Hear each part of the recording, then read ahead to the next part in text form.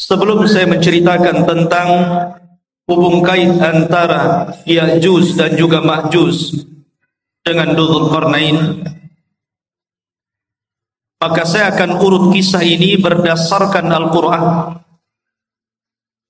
yang terdapat dalam Suratul Kahfi. Namun sebelumnya saya ingin menjelaskan tentang siapa sebenarnya Raja Dzulqarnain itu. Kenapa disebut Dzulqarnain? Hidup di zaman siapa dia? Kemudian apa sepak terjangnya?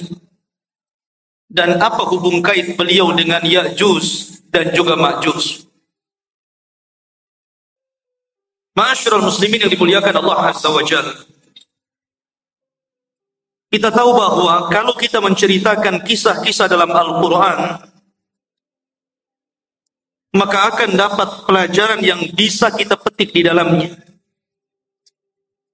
Makanya Allah Subhanahu wa taala berfirman sendiri, laqad kana fi qisasihim ibratun liulil albab. Dan sungguh pada kisah-kisah yang diceritakan dalam Al-Quran itu ada pelajaran besar, khususnya kita yang memiliki akal yang sehat. Bahkan salah satu faidah kenapa Allah Subhanahu wa taala banyak mengkisahkan kisah-kisah dalam Al-Quran, berdasarkan firman Allah Azza wa Jalla, wa kullan naqussu 'alaika min amba'ir rusul ma nuthabbitu bihi fu'adah. Dan begitulah kami kisahkan kepadamu ya Muhammad tentang habar-habar para utusan, tidak lain dan bukan hanya untuk menetapkan dan memberikan ketenangan kepada hatimu. Karena dengan kisah-kisah dalam Al-Quranul Karim banyak pelajaran yang diambil oleh Rasul sepanjang perjalanan dakwahnya, dan itu juga berlaku kepada kita umat. Ma'asyiral muslimin yang dimuliakan Allah Subhanahu wa taala, bicara tentang kisah Dzulqarnain dulu sebelum kita masuk kepada kisah Ya'juj dan Ma'juj. Kisah Dzulqarnain ini sebenarnya dikisahkan dalam Al-Quran karena ada sebab turunnya. Di zaman Nabi SAW, orang-orang musyrik itu berupaya untuk mencegah dakwah Rasul dengan berbagai macam upaya. Salah satunya dengan cara mencari orang yang cerdas, orang yang berilmu untuk meruntuhkan dakwah. Jadi mencari dalil kepada orang alim, tapi bukan untuk mencari kebenaran, tapi mencari pembenaran untuk meruntuhkan dakwah. Jadi orang-orang musyrik itu orang-orang bodoh, karena tidak diturunkan kepada mereka kitab-kitab dari langit.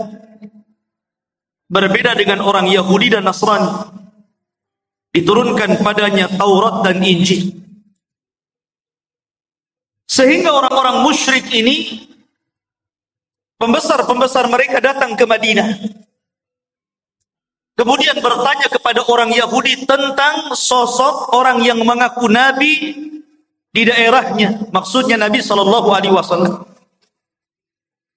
Maka orang-orang Yahudi mengatakan kepada orang-orang musyrik, kalau memang orang yang mengaku nabi di daerahmu betul-betul seorang nabi, tanyakan kepadanya 3 perkara.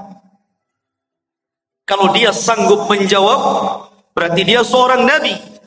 Tapi kalau dia tidak sanggup menjawab, dustakan kenabiannya.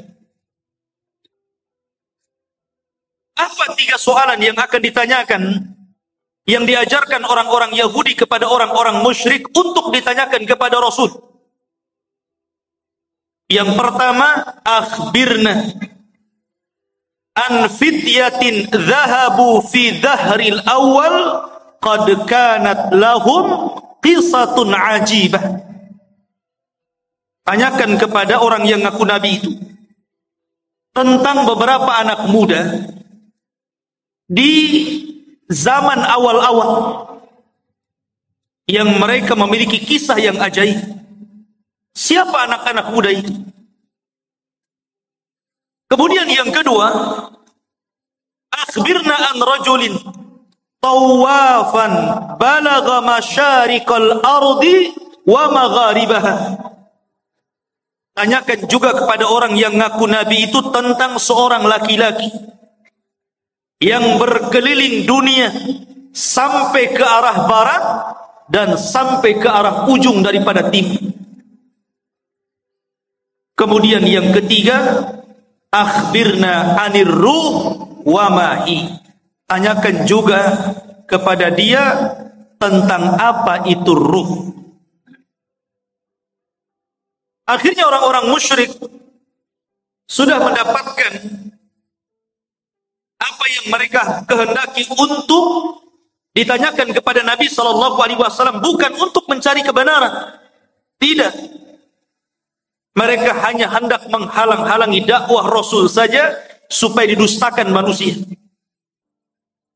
Akhirnya para pembesar Quraisy sesampainya di Mekah, mereka datang kepada Nabi SAW. Mereka mengatakan, ya Muhammad, sesungguhnya kami memiliki 3 soalan. Kalau engkau sanggup menjawab, maka engkau adalah seorang nabi, amanna bik, pasti kami akan beriman kepadamu. Tapi kalau engkau tidak sanggup menjawab, memang engkau ini nabi palsu, pendusta.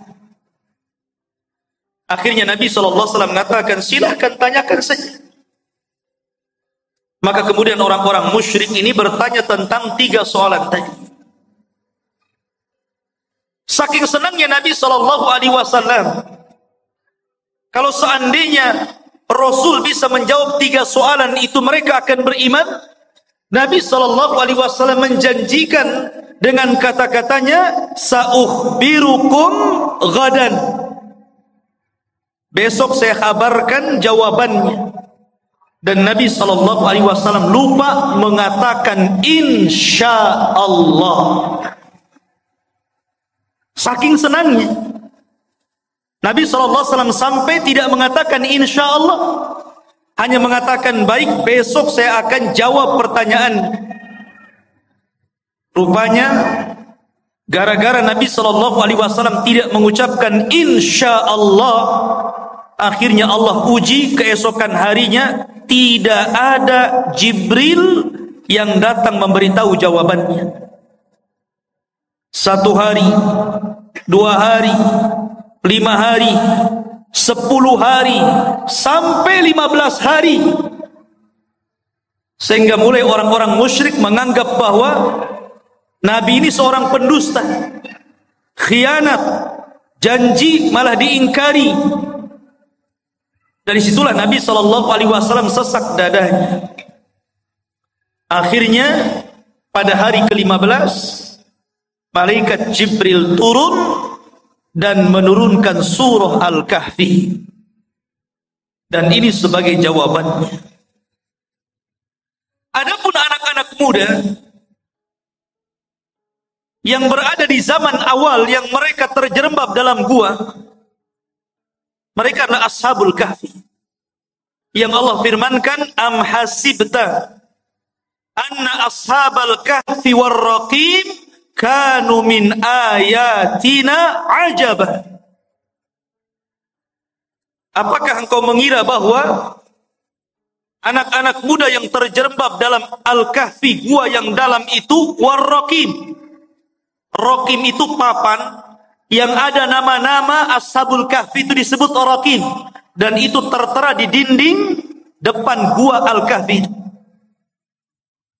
Dan mereka adalah tanda-tanda kebesaran kami yang luar biasa, yang ajaib. Adapun anak muda yang berkeliling dunia sampai mencapai ujung barat dan ujung timur, ujung selatan dan ujung utara adalah Dzulqarnain, di mana Allah Subhanahu wa taala berfirman, "Yas'alunaka an dzil qarnaini qul sa'atlu 'alaikum minhu dzikra." Mereka bertanya-tanya kepadamu tentang siapa Dzulqarnain. Kata Allah, katakan ya Muhammad kepada mereka, saya akan cerita, saya akan bacakan kepada kalian sedikit dari cerita Dzulqarnain. Kata-kata minhu itu menunjukkan sedikit, karena memang Al-Quran tidak panjang lebar menceritakan Dzulqarnain, tidak sebagaimana cerita Ibrahim, cerita Nabi Musa dan yang lain. Hanya cuplikan kecil. Tapi itu sudah menjawab pertanyaan orang-orang Quraisy. Adapun ruh, maka Allah katakan yas'alunaka 'anir ruh qulir ruhu min amri rabbi. Mereka bertanya tentang ruh, katakan ruh itu urusan Rabbmu. Karena ruh itu sampai hari ini walaupun teknologi sudah canggih, nggak ada yang bisa mendeteksi ruh itu seperti apa. Sehingga ruh itu urusan Allah Subhanahu wa taala. Dari sini ikhwatu fiddin dimuliakan Allah Azza wa Jalla. Sebab cerita Dzulqarnain itu dari sebab turunnya ayat ini dari pertanyaan orang-orang Quraisy. Dan subhanallah ikhwan, gaya dakwah orang-orang Quraisy itu ditiru oleh sebagian orang-orang yang tidak suka dengan dakwah. Terkadang ada orang jahil, dia ingin menghancurkan dakwah. Caranya apa? Bertanya kepada orang alim, tetapi yang tidak sepakat dengan orang alim yang hendak dijatuhkannya. Dia hanya minta fatwa saja. Setelah dapat fatwa bukan diamalkan, tapi untuk menjatuhkan lawan. Makanya banyak orang-orang alim yang alimnya itu bukan untuk memperbaiki manusia, terkadang untuk memecah belah manusia. Dan mereka adalah ulama ulama-ulama yang jelek. Ma'asyiral muslimin yang dimuliakan Allah Azza wa Jalla. Cerita tentang Dzulqarnain ini menjadi khilaf para ulama, apakah dia seorang raja, apakah dia malaikat, apakah dia seorang wali. Karena memang kisah Dzulqarnain ini kisah yang unik sekali. Bahkan Al-Imam Qatadah rahimahullahu ta'ala mengatakan bahwa di dunia ini tidak ada penguasa yang mampu menguasai sebagian besar dunia kecuali hanya 4 orang saja. Yang 2 mukmin dan 2 kafir. Pertama, yang mukmin adalah Raja Sulaiman. Sulaiman menguasai sebagian besar dunia. Kemudian yang kedua, Dzulqarnain. Adapun yang kafir, yang pertama adalah Namrud. Dan yang kedua, Bukhtun Nasr. Ada yang mengatakan Al-Iskandar Al-Maqduni. Tapi yang masyhur adalah Bukhtun Nasr. Dan keduanya kafir, baik Namrud ataupun Bukhtun Nasr yang menghancurkan Palestina itu. Lah salah satunya adalah Dzulqarnain. Dia penguasa yang berhasil menguasai barat dan timur, selatan dan utara. Sehingga kemudian menjadi khilaf apakah dia seorang nabi, apakah dia seorang wali, ataukah dia malaikat. Ada yang mengatakan dia adalah malaikat, tetapi pendapat ini tentu sangat jauh sekali. Ada yang mengatakan dia seorang nabi berdasarkan zahir Al-Quran. Karena dia diperintah Allah untuk menyampaikan wahyu Allah. Siapa yang beriman maka akan diperbaiki. Siapa yang kufur, maka akan disiksa dan diazab. Dan nanti saya akan jelaskan tentang rihlah beliau. Tapi pendapat yang masyhur, dan ini pendapat yang banyak dikuatkan para ulama, seperti Asy-Syaikh Ibnu Utsaimin rahimahullahu taala mengatakan bahwa dia adalah rajulun saleh, orang yang sangat soleh sekali, dan dia seorang raja dan penguasa dunia. Itulah Dzulqarnain. Lalu hidup di masa siapa Dzulqarnain ini? Ada yang mengatakan bahwa Dzulqarnain ini hidup di masa Nabi Khidir. Bahwa Khidir pernah berjumpa dengan Dzulqarnain di Baitul Maqdis, kemudian diangkat menjadi menterinya, menjadi penasehatnya. Akhirnya Dzulqarnain pun keliling dunia bersama Khidir. Ada yang berpendapat seperti ini. Tetapi pendapat ini dibantah oleh para ulama yang banyak. Apalagi pendapat ini sampai mengatakan Khidir tidak mati sampai hari ini. Kemudian yang kedua, dan ini yang dikuatkan para ulama, juga dikuatkan oleh Imam Ibnu Utsaimin rahimahullahu taala, bahwa Dzulqarnain itu hidup di masa Nabiullah Khalilur Rahman Ibrahim alaihi salatu wassalam. Jadi ia hidup di masa Nabiullah Ibrahim. Bahkan dia pernah tawaf bersama Ibrahim dan juga Ismail di Ka'bah. Bahkan dikatakan Ibrahimlah yang menjadikan Dzulqarnain ini masuk ke dalam agama tauhid. Yang dengan itu akhirnya Dzulqarnain berdakwah keliling dunia. Ini salah satu pendapat Al-Imam Ibnu Utsaimin rahimahullahu taala dalam fatwa Nur ala Darbi, di mana Ibnu Utsaimin mengatakan huwa malikun salihun kana ala ahdil Khalil Ibrahim. Dia adalah raja yang saleh, hidup di masa Nabiullah Ibrahim alaihi salatu wassalam. Wa yuqalu annahu tafa ma'ahu bil baiti fallahu a'lam. Bahkan dikatakan dia pernah tawaf bersama Ibrahim di Baitullah, Allahu a'lam. Itu perkataan dari Imam Ibnu Utsaimin rahimahullahu taala. Masyarul muslimin yang dimuliakan Allah azza wa jalla. Baik, kenapa dia disebut Dzulqarnain? Dzu itu artinya pemilik. Qarnain itu dua tanduk. Kenapa disebut pemilik dua tanduk? Ada yang mengatakan bahwa kenapa raja tersebut digelari pemilik dua tanduk atau dalam bahasa Arabnya Dzulqarnain?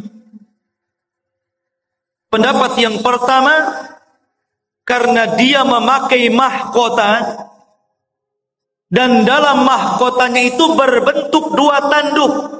Jadi ada tanduk dalam mahkotanya dari kanan dan kiri, dari tembaga. Ada yang mengatakan disebut Dzulqarnain karena dia pernah dipukul sebelah kanannya, kemudian mati dan terluka. Kemudian Allah hidupkan kembali. Kemudian dipukul oleh kaumnya, kemudian mati dan kemudian dihidupkan kembali.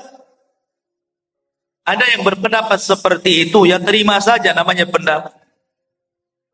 Makanya disebut Dzulqarnain. Ada yang mengatakan karena bentuk kepalanya seperti dua tanduk. Ada tanduknya di kepalanya. Dan tentu ini ba'id, sangat jauh. Dan pendapat yang terakhir inilah yang banyak dikuatkan para ulama. Disebut Dzulqarnain karena dia ketika berdakwah mengajak manusia ke dalam tauhid, maka dia berjalan ke arah barat sampai ujung terbenamnya. dan ke arah timur sampai tempat terbitnya. Dan tempat terbit serta tempat terbenamnya itu disebut qarnai syaitan, dua tanduk setan. Makanya Nabi SAW melarang jangan sholat ketika terbit matahari dan ketika terbenam matahari, karena ketika itu muncul dua tanduk syaitan. Maka ketika Dzulqarnain berdakwah sampai ujung barat, sampai terbenam matahari, bahkan sampai ujung timur, sampai terbitnya matahari, berarti dia melakukan kedua perjalanan, kedua tanduk syaitan, sehingga akhirnya dia digelari sebagai raja pemilik dua tanduk ataupun Dzulqarnain. Ini yang paling akrab mungkinnya, yang paling dekat berdasarkan nas Al-Quran. Bagaimana perjalanan beliau ke ujung barat dan timur itu. Ma'asyiral muslimin yang dimuliakan Allah Azza wa Jalla. Perjalanan Dzulqarnain ini adalah perjalanan yang luar biasa. Seorang raja yang seluruh kekayaannya, seluruh hidupnya hanya untuk mengajak manusia kepada tauhid. Makanya kalau kita cerita para raja, saya kira di negeri kita saja cerita para raja banyak ya. Ada Raja Majapahit, ada raja ini, raja itu. Di negeri kita paling banyak cerita raja itu. Kata Syekhul Islam Ibnu Taimiyah rahimahullahu ta'ala, sesungguhnya apabila kita cerita tentang Raja Dzulqarnain, sesungguhnya tidak ada kisah yang lebih indah, yang lebih baik melebihi kisahnya Raja Dzulqarnain. Karena banyak ibrah dan pelajaran. Bahkan kisah Dzulqarnain ini sangat menginspirasi bagi dakwah Nabi SAW. Karena turunnya cerita Dzulqarnain ini di saat sulit-sulitnya Nabi dalam berdakwah. Jadi ketika Nabi SAW mengalami keperitan dakwah, kesulitan dakwah, tiba-tiba Allah Subhanahu wa ta'ala turunkan ayat dan menceritakan tentang kisah Dzulqarnain, seolah-olah turunnya ayat ini memberikan solusi kepada Nabi SAW dalam dakwahnya. Bahkan disebutkan oleh Safiyur Rahman Al-Mubarakfuri dalam sirah nabinya, ada pelajaran besar. Kenapa kisah Dzulqarnain ini diturunkan kepada Nabi SAW di saat kesulitan Rasul dalam berdakwah? Apa hikmahnya? Beliau mengatakan, seolah-olah Allah Subhanahu wa ta'ala menjanjikan kepada Rasul bahwa kelak kekuasaan Rasul SAW akan sama dengan kekuasaan Dzulqarnain. Ketika Dzulqarnain berkuasa sampai ujung barat dan timur, maka kelak juga apa yang dibawa Nabi SAW pun akan sampai kepada ujung barat dan timur. Makanya Nabi SAW mengatakan, innallaha zawaliyal ardu fara'aitu masyariqaha wa magharibaha.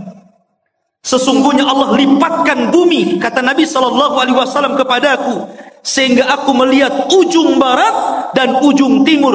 Padahal Rasul tidak pernah seperti Dzulqarnain ke ujung barat dan timur kan? Rasul tidak pernah ke Indonesia saja, nggak pernah. Ya. Tapi Nabi SAW diperlihatkan ujung barat dan timur, seolah-olah kekuasaan Nabi SAW akan sampai ke ujung barat dan ujung timur. Dan itu menjadi sebuah kenyataan.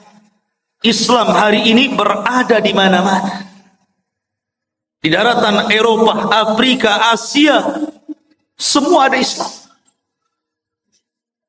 Ma'asyiral muslimin yang dimuliakan Allah Azza wa Jalla. Itulah hikmahnya tentang kisah ini diturunkan kepada Nabi sallallahu alaihi wa ala alihi wasallam.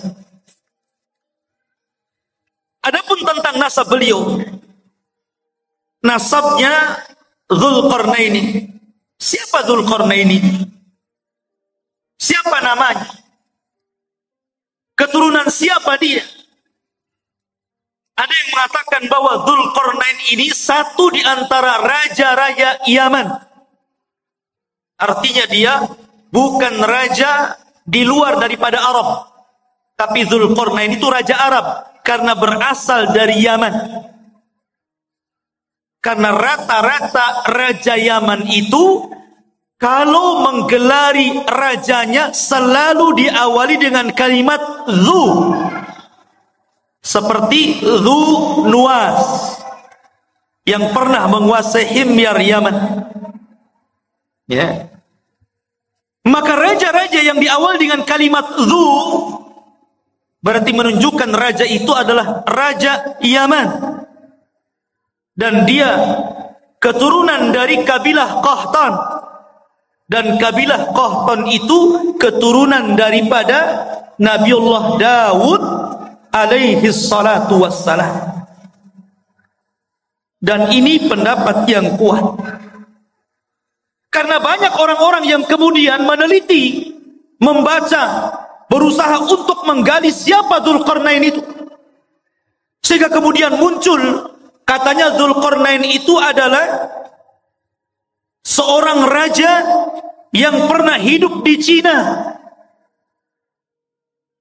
Dan tembok yang dibangun untuk mengurung Ya'juj dan Ma'juj itu ya tembok Cina itu.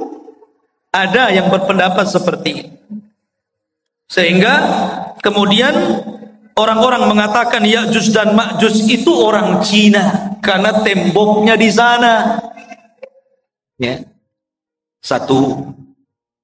Ada yang mengatakan bahwa Dzulqarnain itu satu raja yang pernah menguasai Persia. Dan ada juga yang mengatakan bahwa Dzulqarnain adalah Iskandariyah Al-Maqduni Al-Yunani, murid daripada Aristoteles,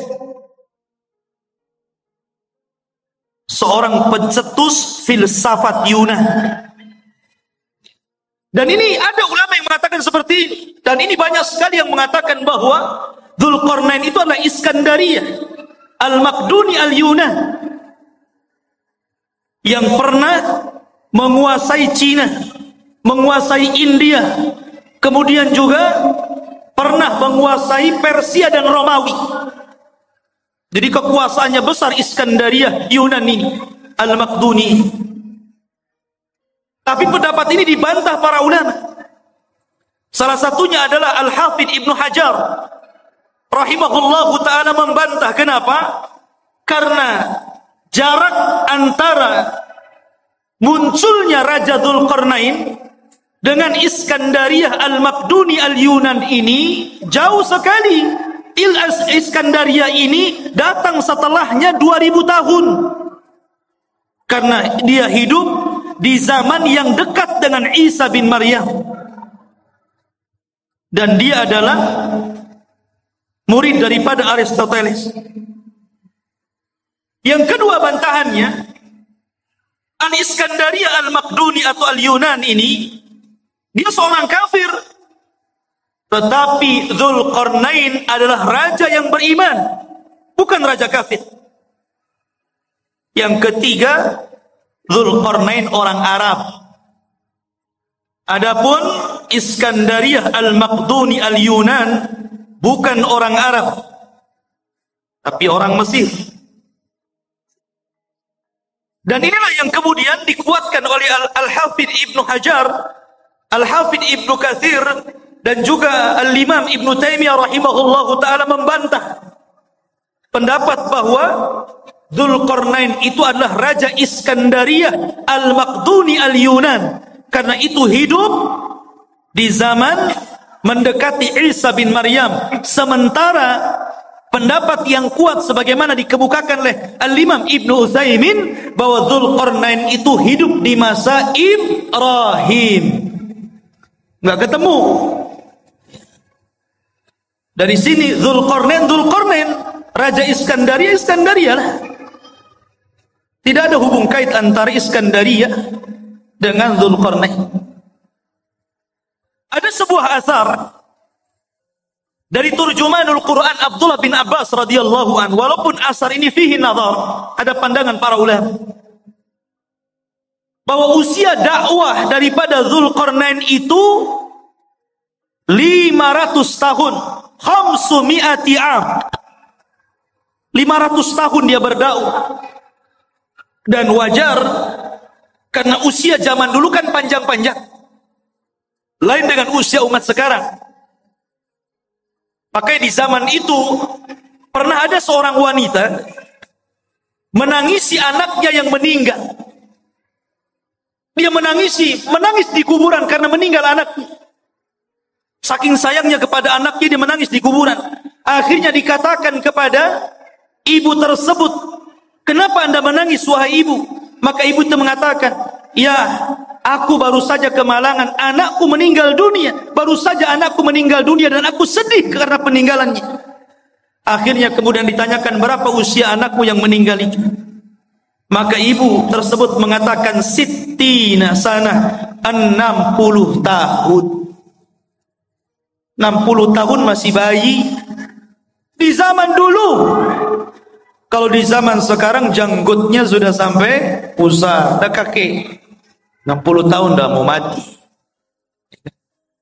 Akhirnya orang ini mengatakan, "Jangan sedih wahai ibu, karena kelak akan datang sebuah umat yang usianya itu baina sittuna was sab'in, baina sittina was sab'in, antara 60 sampai 70 tahun saja, dan itu usia kita umat Islam." Maka sang ibu tersebut sontak saja kaget dan merasa heran dan mengatakan, "Lau a'tanillahu umrahum," kalau Allah berikan umur mereka yang 60 tahun kepadaku, aku akan jadikan 60 tahun itu untuk sekali sujud kepada Allah Subhanahu wa ta'ala. Lihat. Ya, usia dulu panjang-panjang, sehingga wajar kalau Dzulqarnain juga keliling dunia sampai 500 tahun, berarti usianya di atas itu kan. Ini satu cerita, namanya asarnya fihi nazar, ya bisa benar bisa salah, karena ada penelitian tentang riwayat. Karena dalam Al-Quran sendiri tidak disebutkan secara detail, ya. Karena boleh jadi karena tidak ada manfaat penyebutannya. Akhirnya Al-Quran hanya menyebutkan hal-hal yang penting yang bisa dijadikan ibrah dan pelajaran bagi pembacanya. Baik, itu sedikit muqaddimah tentang siapa Dzulqarnain. Di dalam Al-Quranul Karim, tepatnya surah Al-Kahfi, ayat yang ke-83.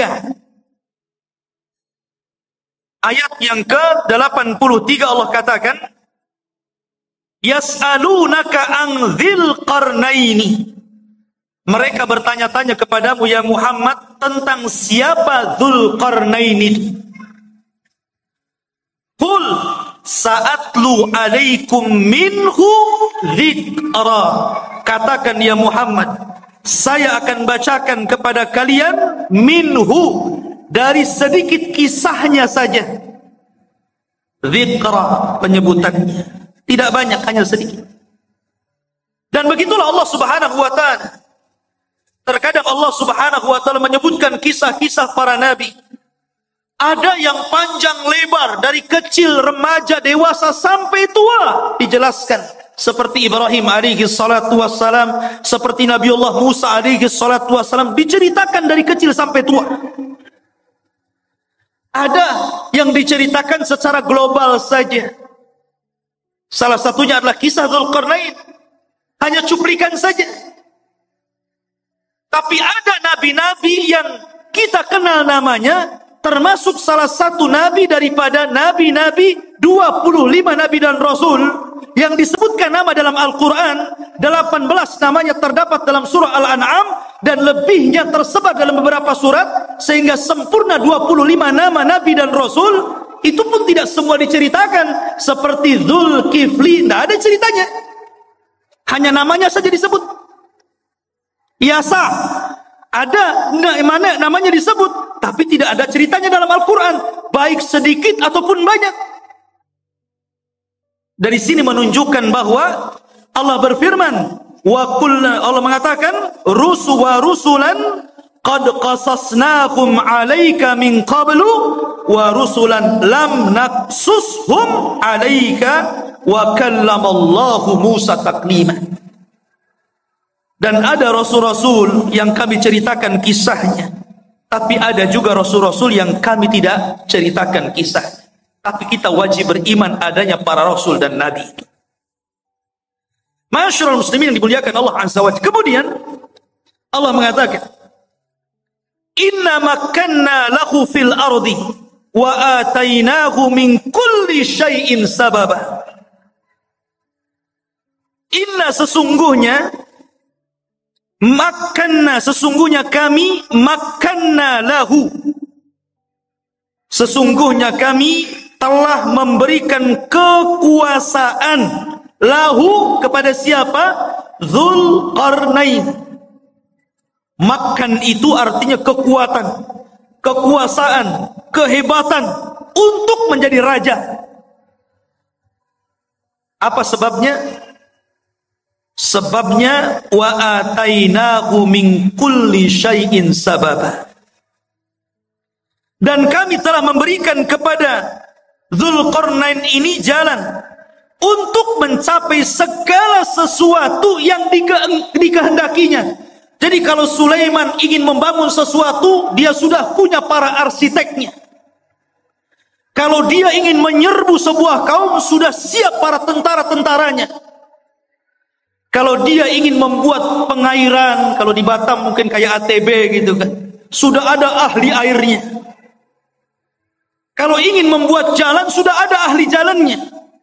Kalau ingin membuat persenjataan, sudah ada ahli senjatanya. Pokoknya segala sesuatu yang dikehendaki Dzulqarnain ada jalannya, dan Allah Subhanahu wa taala berikan kepada Dzulqarnain untuk kepentingan dakwah. Nih yang menjadikan Allah makanna lahu fil ard. Kami berikan kekuasaan yang besar di permukaan bumi kepada Dzulqarnain itu. Dan ini sebuah pelajaran bahwa kalau seorang penguasa ingin berkuasa dengan kuat dan tidak bisa ditumbangkan, maka dia harus mengikuti firman Allah Azza wa Jalla, wa atainahu min kulli syai'in sababa. Dia harus punya orang-orang pakar-pakar, harus dekat dengan dia. Pakar ekonomi, pakar politik gitu kan, pakar hubungan antara dalam negeri dan luar negeri, dan pakar-pakar yang lainnya.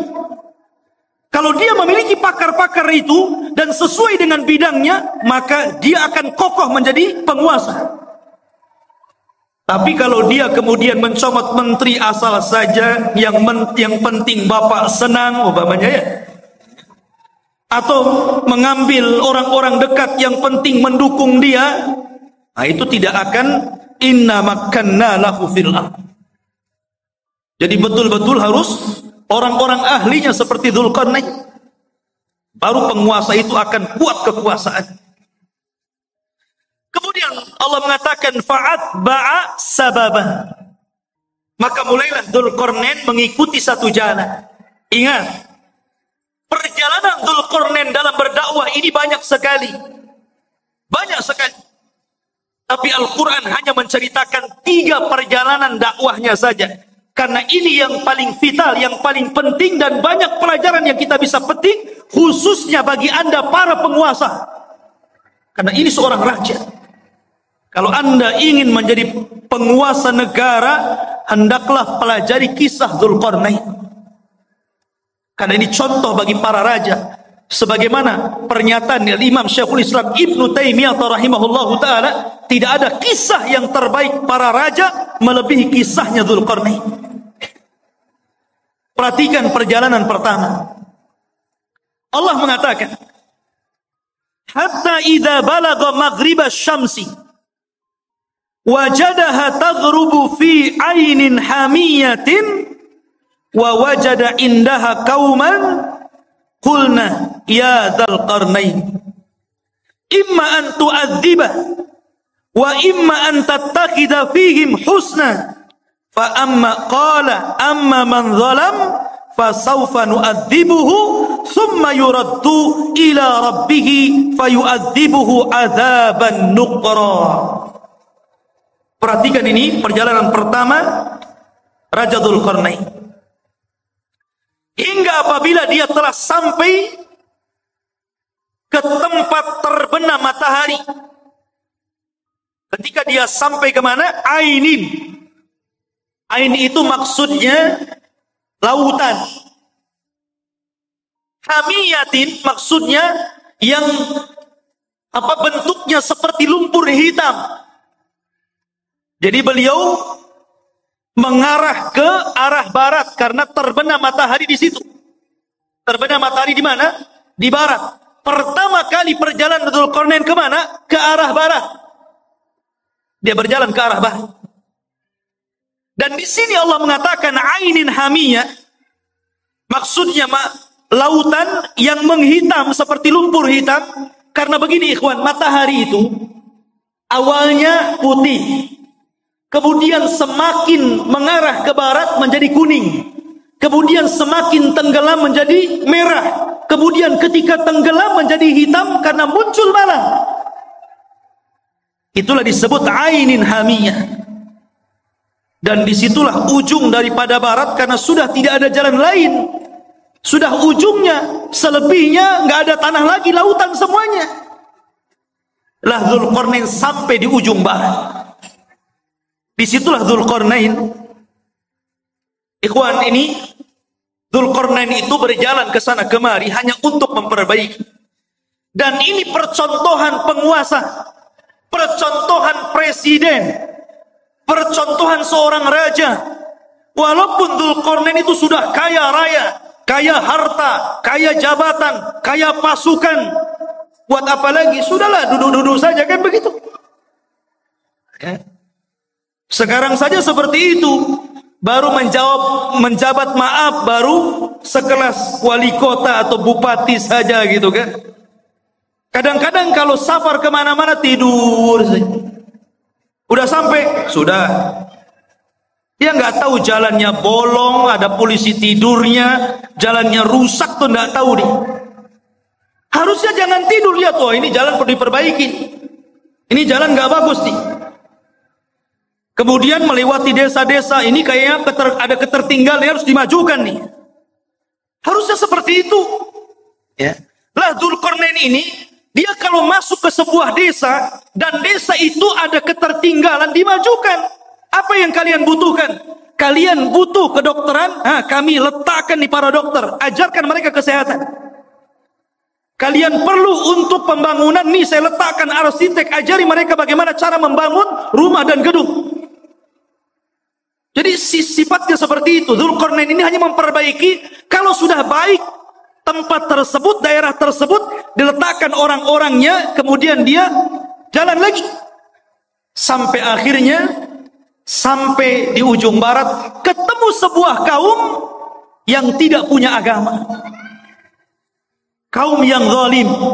Dan tidak ada kezaliman yang paling besar melainkan kesyirikan. Kaum yang sangat pendosa, melakukan keharaman, pencuri, pembunuh. Lah Dzulqarnain ini mendapatkan kaum di arah barat seperti itu. Makanya Allah mengatakan di dalam ayat ini, ya Dzulqarnaini, wahai Dzulqarnain, wahai Raja Dzulqarnain, imma an tu'adzib wa imma an tattakhidha fihim husna. Terserah engkau. Apakah engkau mau menghukum orang-orang jahat ini, orang-orang zalim ini, orang-orang yang tidak beriman ini, ataukah engkau ingin berbuat baik kepada mereka? Terserah.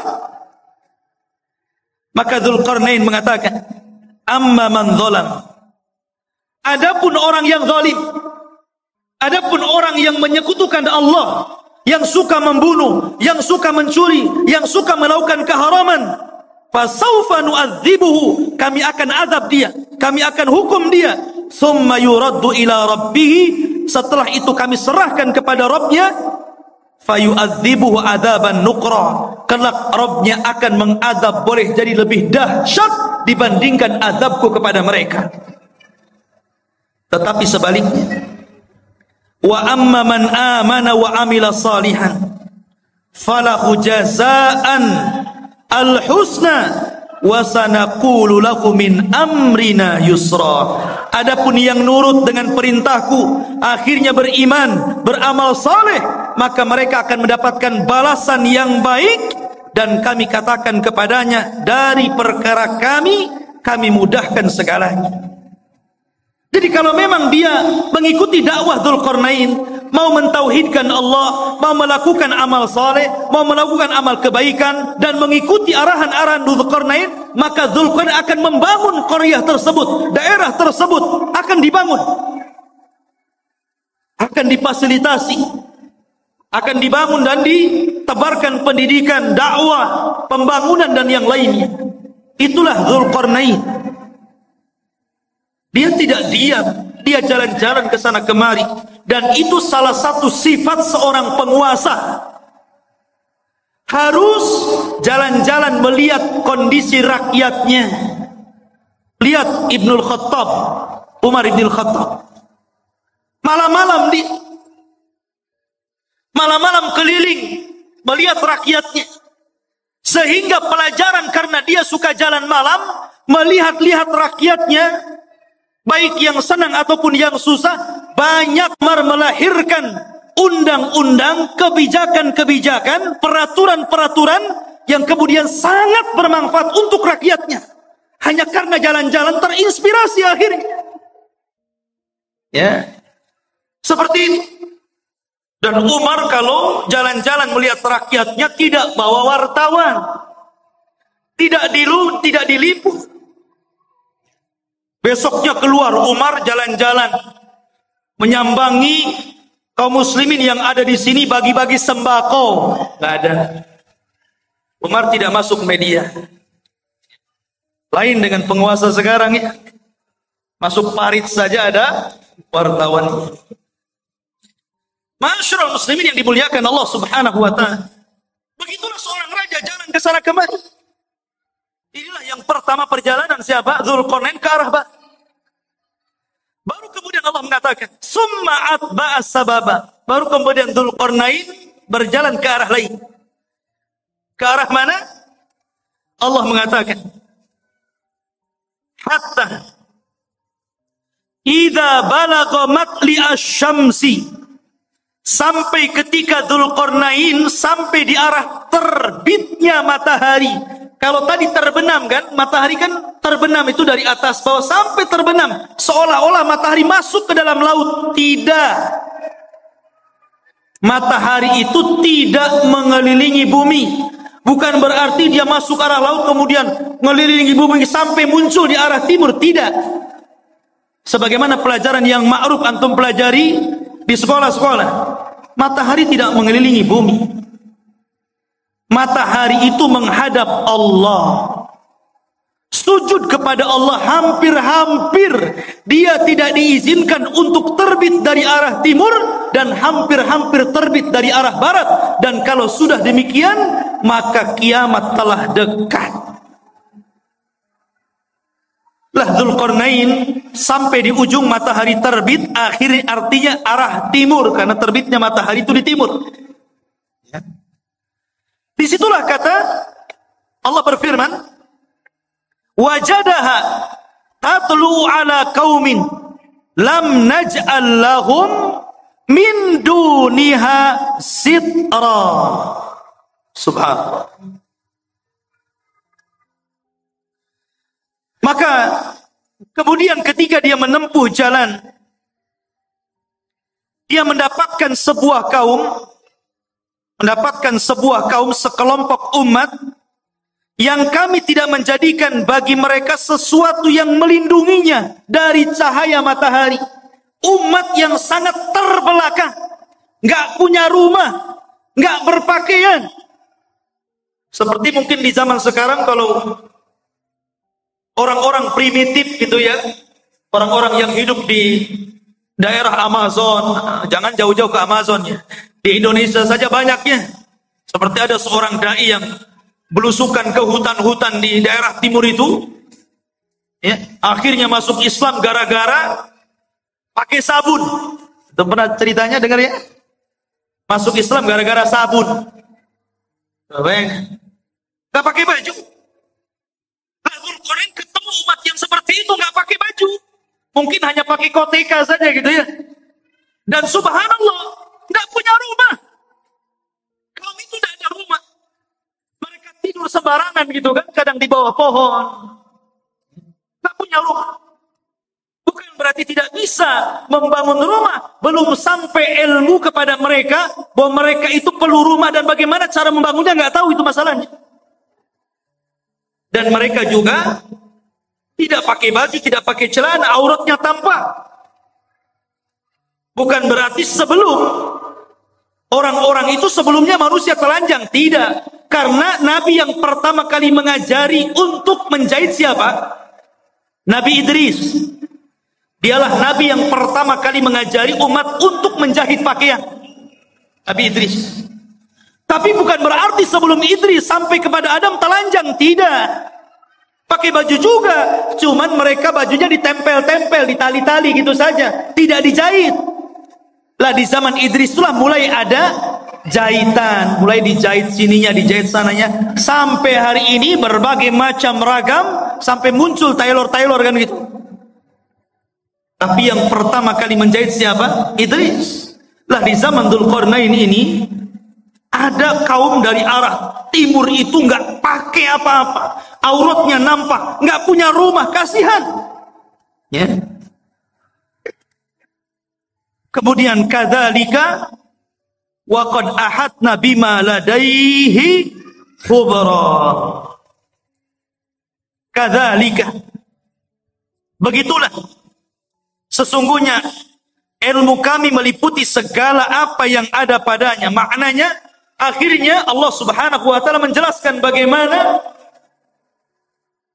Dzulqarnain diberikan kemampuan oleh Allah untuk memperbaiki umat itu. Pelan-pelan Dzulqarnain mengajarkan bagaimana cara membuat rumah.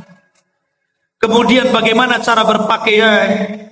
Kemudian diajak untuk beriman kepada Allah.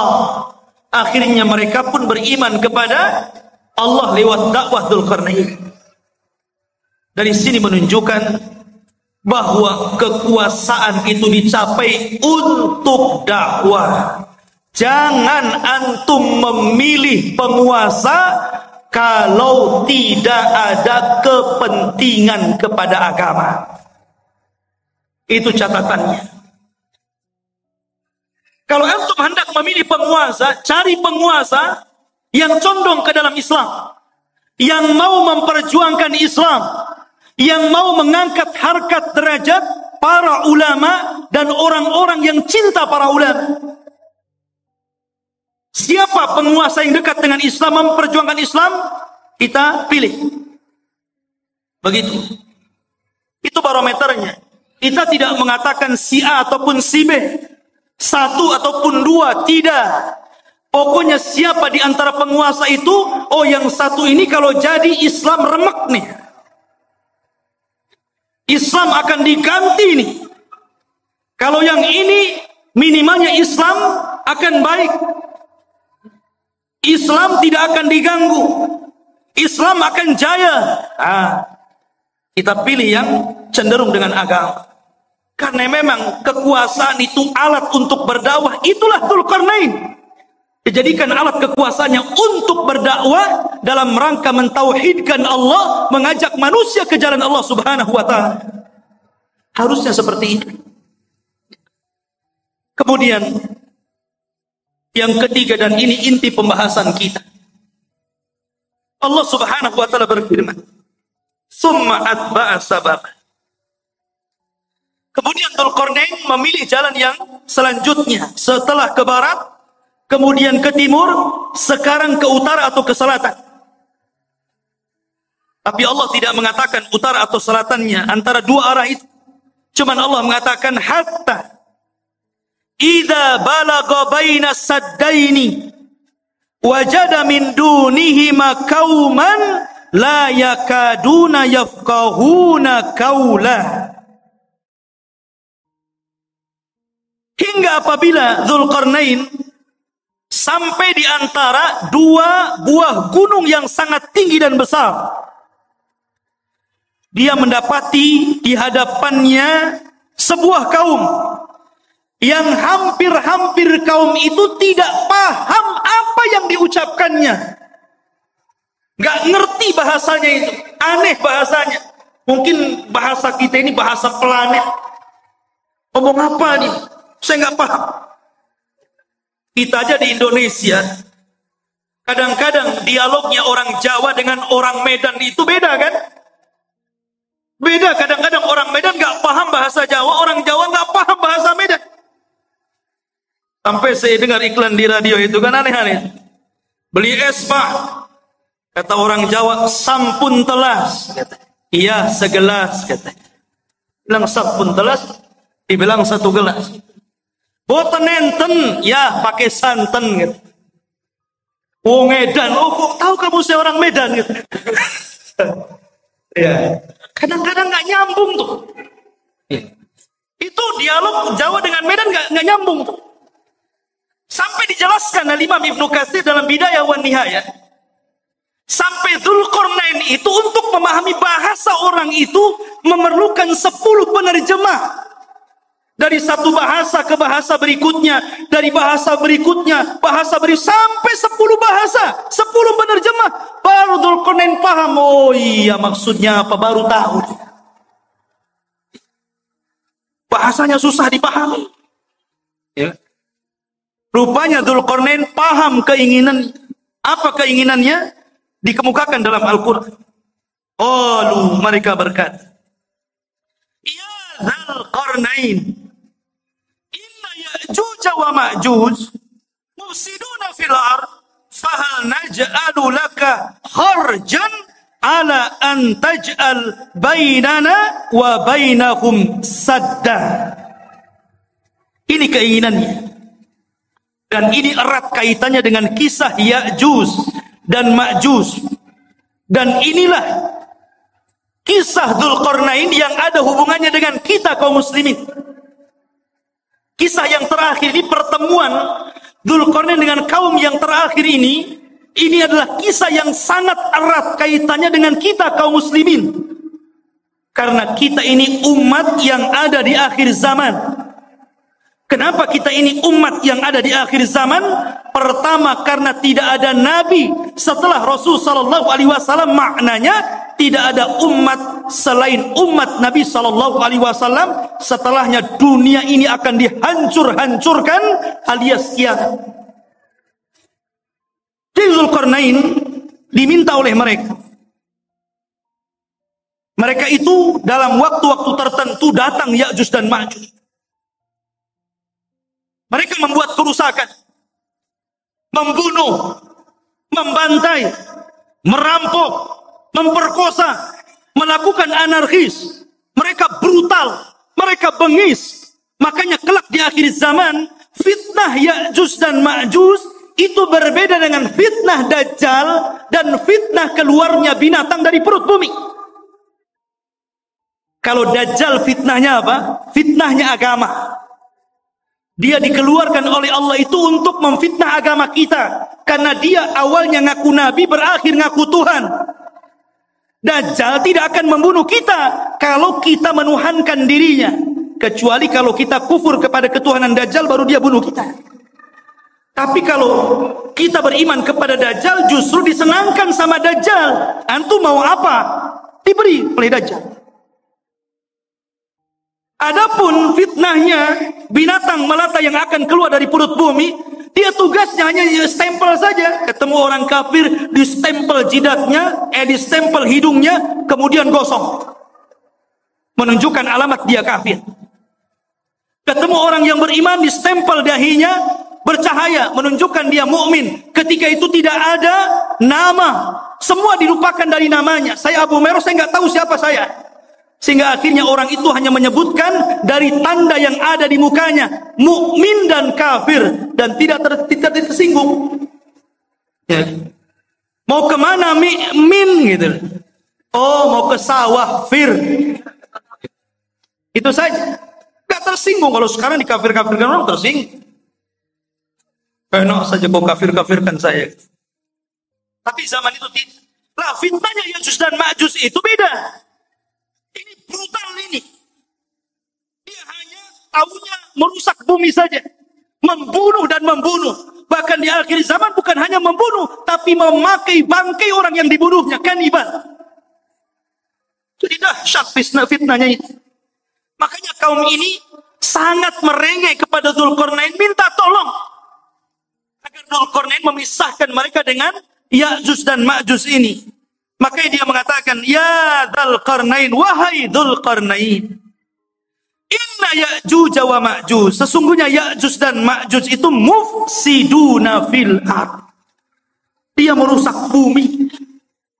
Kata para ulama mentafsirkan ketika memaknai apa yang dimaksud merusak di situ, ada yang mengatakan yang dimaksud merusak di situ adalah sebagaimana yang dikatakan Wahab ibn Munabbih, bahwa mereka yaf'aluna amala qaumi Lut. Pertama, mereka itu kaum yang homoseksual. Ini kata-kata Wahab ibn Munabbih.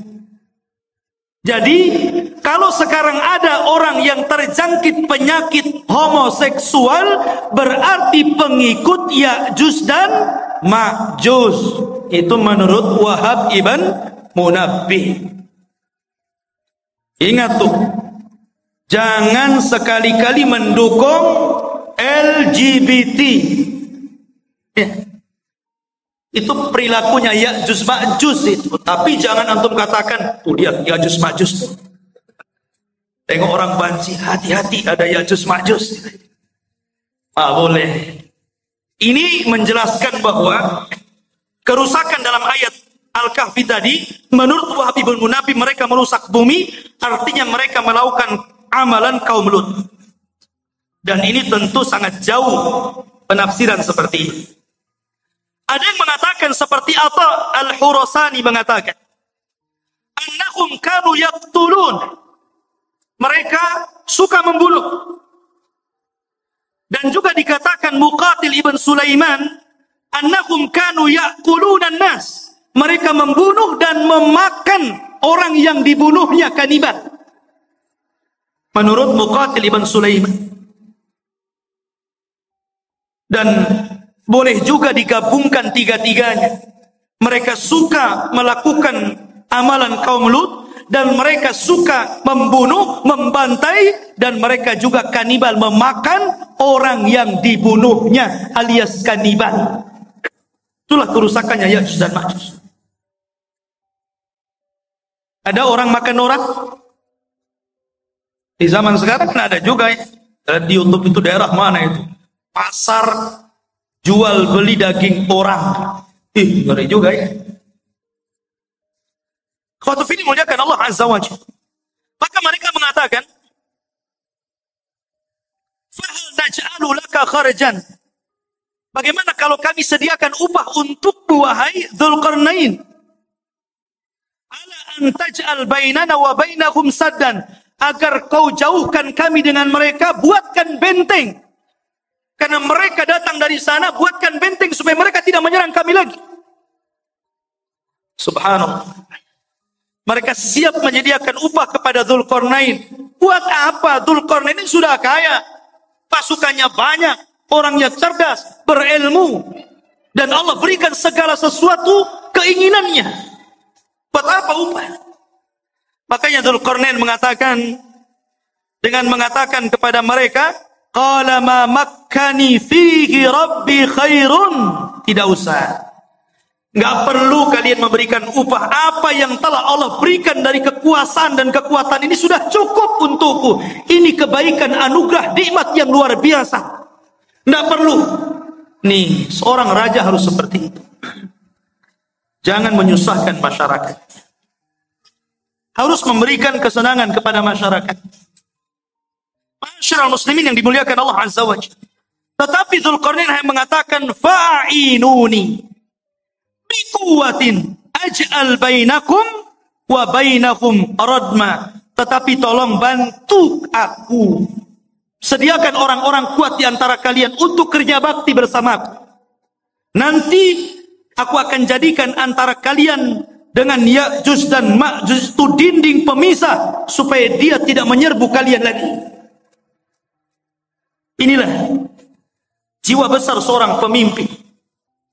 Ya, membangun sebuah bangunan yang luar biasa yang belum pernah dibangun orang-orang sebelum dan setelahnya.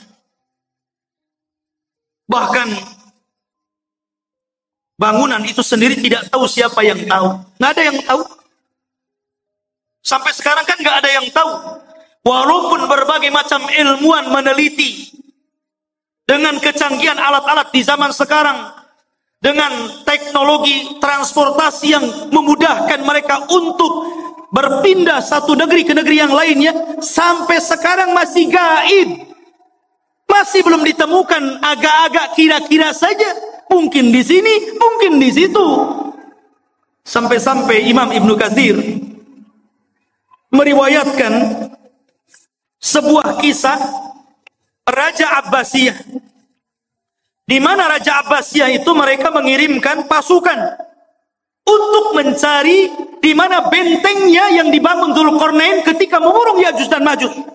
Mengirim delegasi, dan dikatakan oleh Raja Al-Wathiq ketika itu sebagai penguasanya, sebelum kau ketemu benteng itu jangan pulang. Akhirnya berangkat tuh pasukan itu dari satu negara ke negara berikutnya, dari satu daerah ke daerah berikutnya, menyeberangi lautan, menyeberangi gunung dan begitu seterusnya, sampai akhirnya selama 2 tahun baru ditemukan benteng tersebut. Tapi Ibnu Katsir sendiri tidak menyebutkan sanad riwayatnya, sehingga tidak bisa dijadikan pegangan kisah ini. Allahu a'lam ada di mana. Yang jelas sudah ada. Ya. Walaupun sebagian para ulama seperti Lajnah Daimah dan juga Syekh bin Baz rahimahullahu taala, ketika ditanya tentang di mana sebenarnya benteng yang dibangun Dzulqarnain itu, yang mengurung padanya Ya'juj dan Ma'juj dan akan keluar di akhir zaman, maka Syekh bin Baz hanya mengatakan min kibalil masyriq, dari arah timur, maksudnya kota Madinah. Kalau antum berada di Madinah, ke arah timurnya.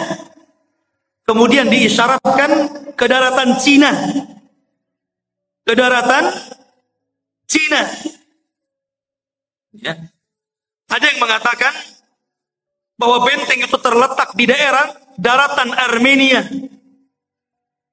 Ada yang mengatakan Azerbaijan di daerah Georgia, ya. Itu sebagian ulama mengatakan seperti itu. Tetapi sekali lagi tidak bisa ditegaskan seperti itu. Cuman dari arah timur. Apakah Cina? Tidak. Ya'juj Ma'juj bukan Cina. Walaupun ada sebagian orang yang melihat ciri-ciri daripada hadis Rasul, kok ciri-ciri itu melekat kepada orang-orang Asia. Orangnya pendek, mukanya bulat, matanya sipit. Jangan-jangan saya boleh? Bukan. Ya'juj dan Ma'juj itu belum keluar. Kalau Cina sudah keluar dari dulu, di mana-mana. Dia belum keluar, dan dia di balik tembok, dan kelak akan dikeluarkan Allah di akhir zaman. Bukan sekarang, di akhir zaman. Karena Ya'juj dan Ma'juj itu Allah keluarkan setelah Allah hancurkan bentengnya, itu ketika setelah Isa bin Maryam turun, itu pun pasca terbunuhnya Dajjal. Dajjal dibunuh dulu, baru setelah itu selang beberapa waktu Isa dan kaum muslimin diuji lagi oleh Allah, tiba-tiba runtuh daripada apa yang sudah dibangun Dzulqarnain, sadnya ini, bendungannya ini, bentengnya ini. Akhirnya dari situ min kulli hadabin yansilun, maka mereka keluar dari benteng itu seperti bah yang turun dari bukit, saking banyaknya gitu. keluar semuanya. Karena dalam riwayat Abdullah bin Umar radhiyallahu an, di antara mereka Ya'juj dan Ma'juj itu dikisahkan bahwa tidak mungkin mati seorang Ya'juj dan Ma'juj itu kecuali kalau seandainya mereka telah mendapatkan 1000 keturunan baru mati. Ya. Jadi kalau seandainya keturunannya sudah 1000 baru dia mati. Itu dalam sebuah athar. Makanya wajar kalau jumlah mereka banyak. Ketika Adam alaihi salatu wassalam dipanggil oleh Allah dan mengatakan, "Ya Adam, akhrij bi'than nar." Wahai Adam, keluarkan utusan-utusan neraka. Adam kaget, "Ya Rabb, fama bi'than nar?" Apa utusan neraka itu? Maka Allah mengatakan, setiap 1000 penduduk neraka, keluarkan satu orang dan masukkan ke dalam surga. Artinya 999 masuk neraka dan 1 masuk surga. Ketika itu Allah mengatakan kepada Adam, 1 dari kalian dan 999 dari Ya'juj dan Ma'juj. Jadi jumlah mereka banyak. Jadi kalau antum mau perang dengan Ya'juj dan Ma'juj itu, 1 dari antum dikeroyok dengan 999 Ya'juj dan Ma'juj. Kira-kira menang atau keok tuh? Antum 10 orang saja mati antum. Apalagi 999 lawan 1 kan itu. Lain kalau antum lawannya pakai rudal. Kalau tangan kosong nggak mungkin antum. Tapi di zaman itu nggak ada rudal, nggak ada nuklir. Semua kembali kepada peralatan manual, pedang, panah, tombak, kuda, unta, sehingga susah melawan mereka. Dan itulah apa yang disabdakan Rasul, akan muncul sebuah kaum yang tidak bisa engkau perangi. Makanya wahai Isa, selamatkan kamu dan selamatkan sebagian dari yang selamat dari kaum muslimin, bersembunyilah di bukit Tur. Akhirnya Isa pun menyembunyikan diri dan kaum muslimin di bukit Tur.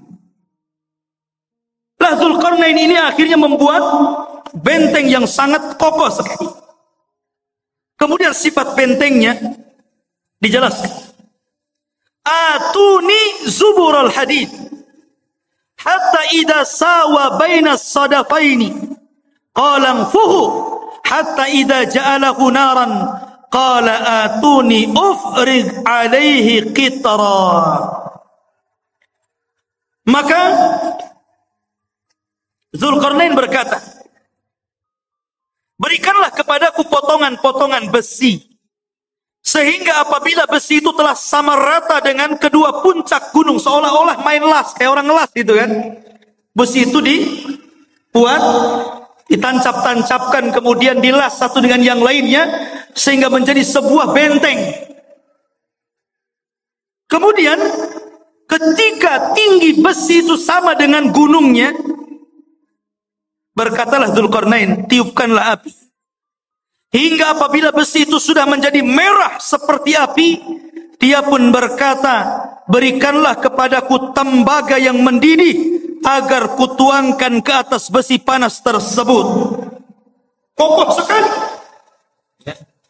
Inilah dinding yang tidak bisa dijebol. Sampai Ya'juj dan Ma'juj sendiri gak bisa jebol dinding itu. Di zaman Nabi SAW, Rasul pernah mendengar sebuah gelegar suara yang menggelegar. Kata Safiyah, kata Nabi kepada Safiyah, wahai Safiyah, tahukah kamu suara apa itu? Kata Safiyah mengatakan tidak tahu, Allah dan Rasulnya yang tahu. Kata Nabi, itulah suara bentengnya Ya'juj dan Ma'juj. Dan dia berhasil melubangi. Kemudian Rasul menyebutkan seperti ini. Dia sudah bisa melihat kita dari lubang seperti ini. Jadi Ya'juj dan Ma'juj itu sudah bisa melubangi seperti ini, kata Rasul, ngeker dari dalam. Nah, ini Abu Fulan. Ini Abu Fulan. Ya. Dikeker. Dan subhanallah, karena kokohnya benteng itu, Ya'juj Ma'juj itu setiap hari melubangi untuk keluar dari situ. dia datang dengan kumpulan-kumpulan arsitek khusus yang melubangi gua itu dari kalangan Ya'juj dan Ma'juj. Mereka ngebor tuh dengan alat yang mereka punya.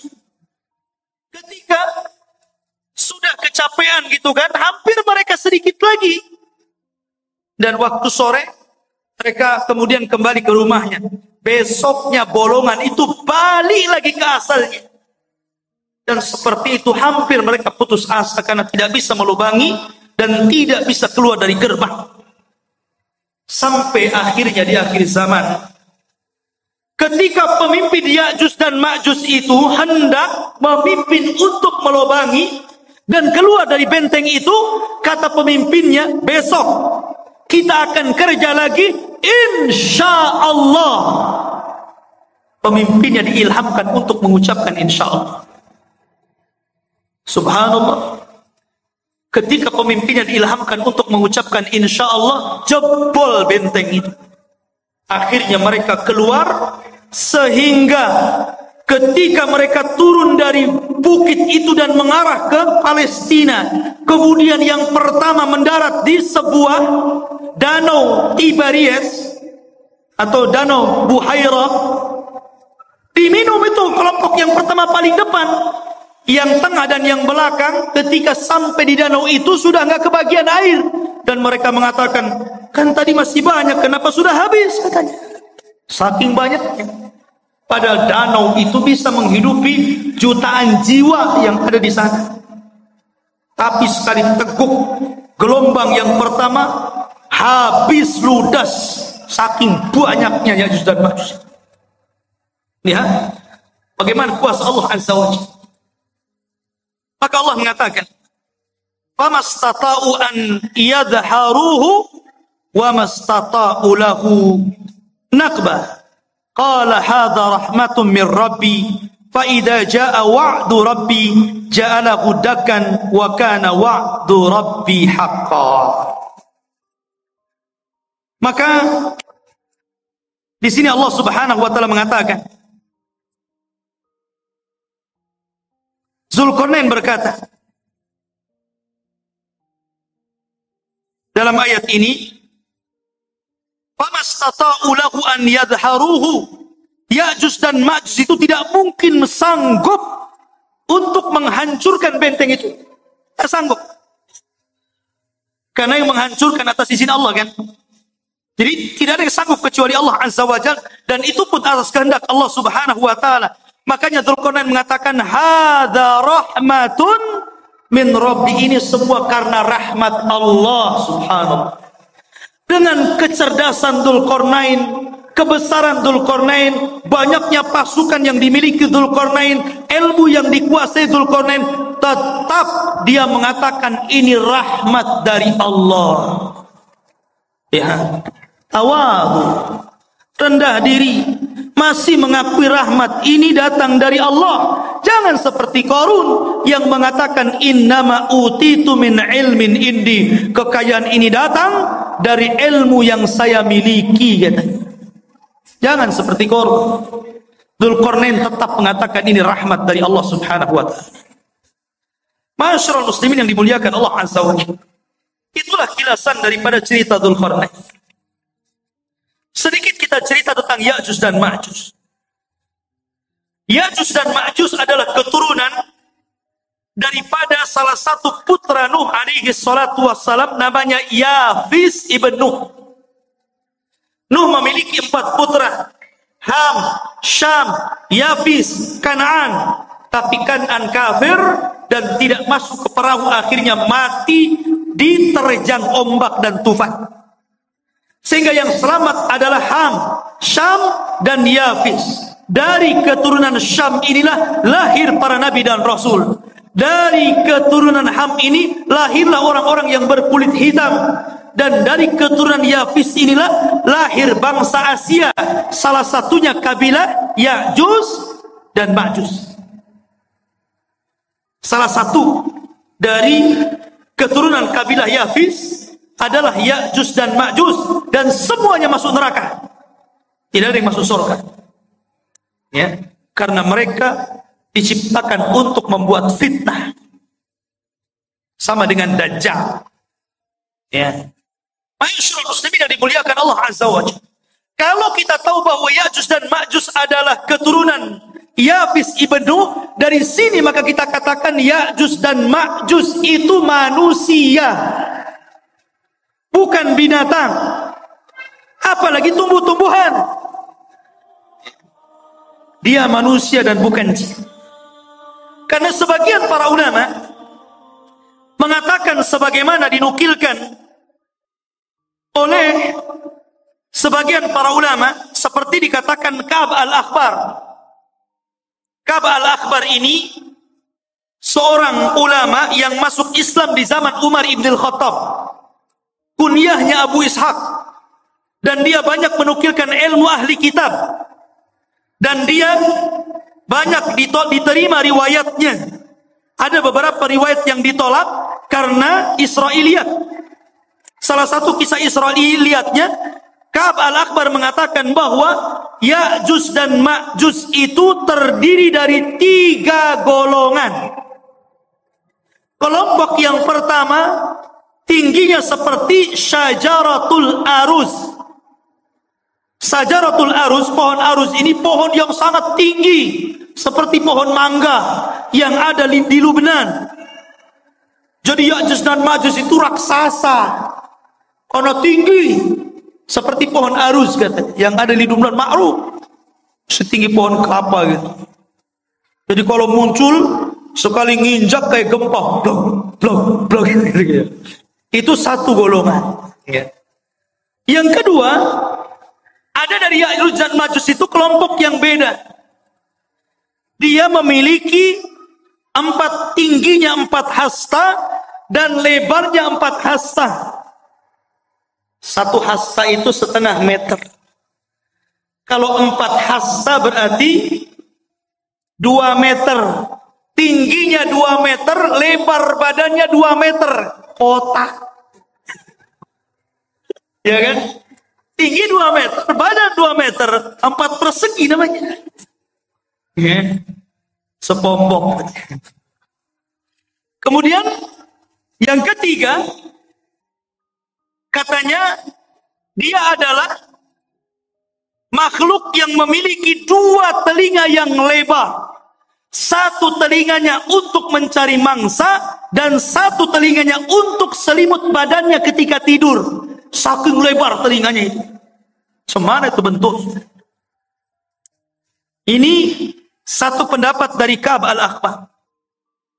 Ada juga pendapat dari Abdullah bin Abbas radhiyallahu anhu mengatakan, Ya'juj dan Ma'juj itu bukan besar, tapi dia orang kerdil.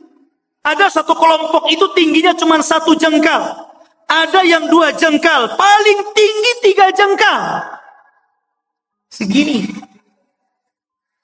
Tinggal ditendang saja. Itu satu pendapat. Tapi yang jelas bahwa ini hanya ijtihad para ulama. Pendapat yang kuat kita mengambil berdasarkan zahir hadis. Ketika Nabi SAW menjelaskan tentang ciri-cirinya, bahwa dia adalah dzulful unub, pesek hidungnya, sigharul uyun, sipit matanya, kemudian wujuhuhum kal mijanil mutraqa, wajahnya seperti tameng bulat gitu kan. Kemudian juga disyaratkan seperti bangsa Turk, bangsa orang-orang Mongol. Kayak kita lah persis mukanya. Ya kan? Jadi dia manusia.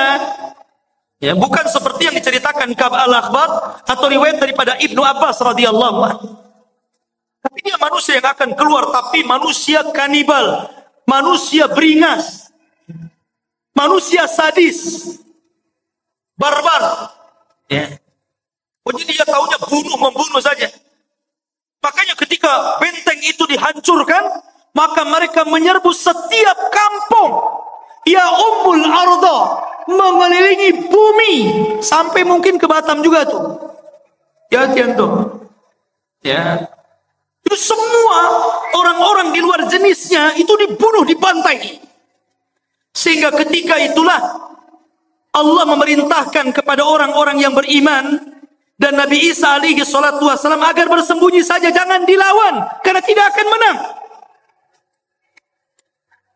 Sehingga ketika Ya'juj Ma'juj merasa mereka sudah membantai seluruh umat manusia yang ada di bumi, dan mereka merasa sudah yakin membantai semuanya, mereka pun sombong dan mereka mengatakan, qad qatalna man fil ard sanaqtuluhu man fis sama. Kami sudah membunuh orang yang ada di bumi, sekarang giliran kau yang ada di langit, sekarang ku bunuh kalian, katanya. Akhirnya mereka mengarahkan tombak dan panahnya ke langit. Kemudian dilesatkan tombak dan panahnya itu, subhanallah, merupakan sebuah tanda-tanda kebesaran Allah. Sekarang ikhwan, kalau antum lempar panah ke langit, sampai mana kekuatan antum melempar itu? Walaupun rudal sekalipun, sampai mana coba? Ada batasnya kan? Tapi oleh Allah sengaja disedot panah itu. Jadi panahnya itu terus disedot sengaja sampai ke dalam awan, sampai dah nggak kelihatan lagi. Dari situ Allah kembalikan panah dan tombak, dan sengaja ujung-ujungnya seolah-olah dilumuri darah, seolah-olah orang yang di langit sudah mati. Akhirnya ketika panah dan tombak itu kembali ke bumi, yakin mereka sudah membunuh orang yang di langit dan orang yang di bumi. Lengkaplah kesombongan mereka. Dari situlah, karena kesombongan mereka lah, akhirnya Allah subhanahu wa ta'ala menghancurkan mereka. Dengan cara apa? Berperang? Tidak ada sanggup yang memerangi. Tapi Allah kalau menghancurkan sebuah kaum, bagi Allah itu mudah. Ketika Allah menghancurkan orang-orang yang hendak menghancurkan Ka'bah dari Abrahatul Asram dan pasukan gajahnya, cukup mengirim burung laut. Ketika Allah subhanahu wa ta'ala memberikan azab kepada orang-orang yang kufur, yang disebutkan dalam surah Al-Kahfi, pemilik dua kebun, yang kebun itu kayak sorga. Kalau masuk ke kebun itu bawa keranjang, tidak perlu dipetik, keluar, masuk kebun, keluar sudah penuh keranjangnya. Kayak sorga, kufur mereka. Akhirnya Allah mengadab kaum tersebut dengan cara apa? Mengutus tikus sebesar kucing. Ada tikus sebesar kucing? Ada. Tikus Jakarta. Bukan, antum jangan kotor otaknya. Tikus-tikus got itu kan gede itu ya. Antum tahu tikus got itu? Itu kalau ketemu kucing-kucingnya yang lari. Jadi dikeluarkan tuh tikus-tikus, menggerogoti apa? Sad Ma'rib, bendungan Sungai Ma'rib digerogoti. Akhirnya hancur bendungan itu. Kemudian airnya meluluhlantakkan sebuah negeri yang sangat subur, negeri Sabah itu. Dan tidak ditanami kecuali sedikit. Akhirnya semuanya menjadi rata. Dan tidak ada yang tersisa tumbuhan kecuali hanya pohon bidara, sidrin, dan beberapa pohon yang tidak ada manfaat. Begitu juga ketika Allah menghancurkan Ya'juj dan Ma'juj. Apa yang Allah kirim? Allah tidak kirim buaya, baik buaya laut atau buaya darat. Allah tidak kirim harimau, Allah tidak kirim gajah, tapi Allah kirim ulat, nagab, dud. Itu yang dikirim. Ketika Ya'juj dan Ma'juj tertidur di malam hari, rupanya Allah kirim ulat, kemudian masuk ke dalam tengkuknya. Ketika ulat itu masuk ke dalam tengkuknya dan menjadi virus dalam badannya, tiba-tiba satu Ya'juj dan Ma'juj mati dan meninggal dunia, seperti antum mematikan gardu listrik, satu mati, mati semuanya. Ya kan? Jadi satu Ya'juj Ma'juj mati, mati semua.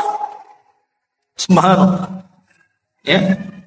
Tetapi yang kerepotan Nabi Isa, cemana membuang bangkainya setiap satu jengkal ada di permukaan bumi. Akhirnya kemudian Isa berdoa agar Allah membersihkan bangkai-bangkainya. Dikirimlah burung seperti burung-burung unta, sebesar burung-burung unta itu, sebesar unta, dikirim. Kemudian diambil jasadnya dan dilempar entah berantah di mana. di laut mana. Dan ketika itu banyak binatang-binatang yang memakan makanan daging, bersyukur kepada Allah Azza wa Jalla. Mereka menjadi kenyang dan gemuk karena banyak bangkai Ya'juj dan Ma'juj di mana-mana. Akhirnya setelah dibuang oleh burung-burung tersebut, Allah menurunkan hujan karena barakah doanya Nabi Isa. Dengan hujan itu akhirnya mengguyur langit, bumi yang kotor dengan bangkai, sisa-sisa bangkai darah dan nanahnya, dan dibuang ke lautan. Akhirnya bumi menjadi subur kembali, dan Isa pun hidup beberapa tahun setelahnya. Dan itulah kehidupan yang paling indah sepanjang kehidupan manusia.